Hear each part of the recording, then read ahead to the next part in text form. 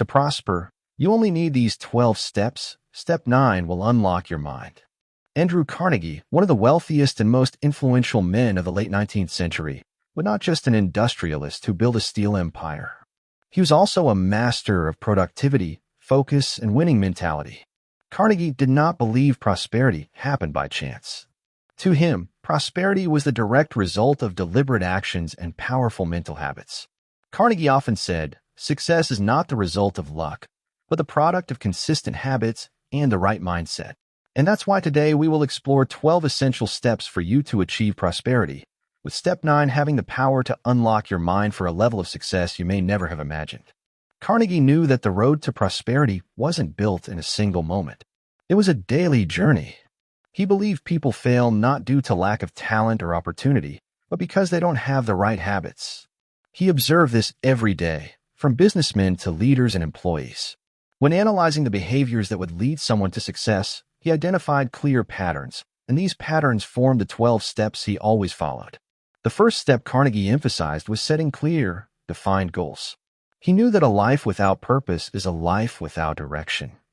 He started his journey with a clear goal: to build a steel empire and, more importantly, use that wealth to benefit humanity. It wasn't just about accumulating. He wanted to make a difference. And this begins with a clear goal. If you don't know where you're going, any path will do. Carnegie defined his goals and constantly challenged himself to become better. To prosper, you must do the same. Ask yourself, what is my greater goal? The second fundamental step was discipline and consistency. Carnegie didn't believe in luck, but in hard, regular work. He knew that there were no shortcuts to success. He woke up early, planned his tasks, and executed them with discipline. He dedicated himself, day in and day out, to achieving his goals. He said that success comes to those who know how to discipline their daily habits. The secret to prosperity isn't luck, it's consistency. The third step involved seriousness about time. Carnegie knew that time is the most precious resource. He valued every minute of his day and never allowed time to be wasted. He said, "Lost time will never be recovered. To prosper, it's crucial to understand that time is money.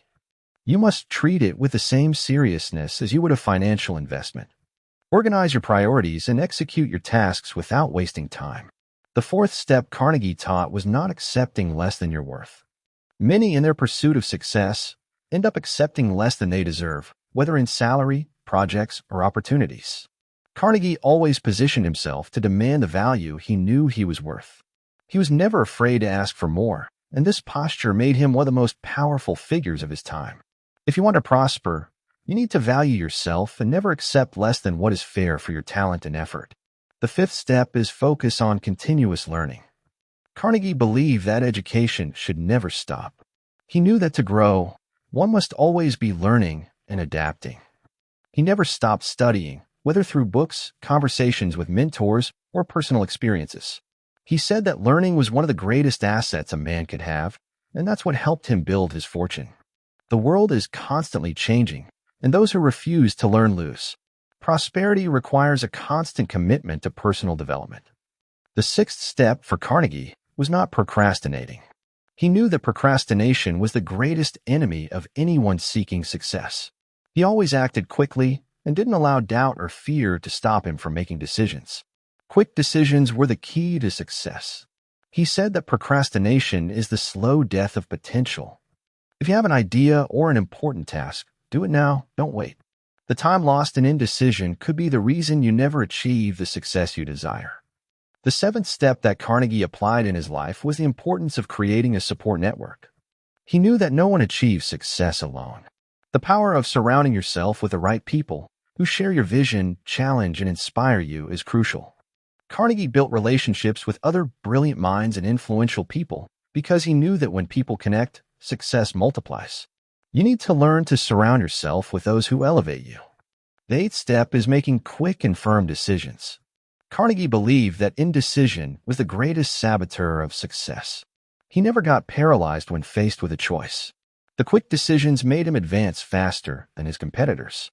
He said that if you hesitate, the world will pass you by. Deciding quickly doesn't mean not evaluating, but acting with confidence. The ninth step, which is crucial, is unlocking your mind. Carnegie believed that the human mind is the key to success. For him, procrastination starts in the mind. Fear of failure, lack of confidence, thinking you're not good enough, all of this is mental. To unlock your mind and achieve success, it's necessary to remove limiting beliefs and replace them with beliefs of possibility. You must believe that you can. This is the step where people start to see significant changes in their lives. The first step to success is freeing your mind from fear and doubt. The 10th step is acting with courage. Carnegie wasn't afraid to take risks. He knew that fear was the primary cause of procrastination. Acting with courage means taking the risk, even when the odds seem unfavorable. He always said that if you don't have the courage to risk, you'll never have a chance to win.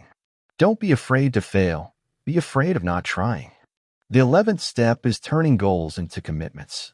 Carnegie knew that goals aren't just something to dream about. They must be transformed into daily commitments.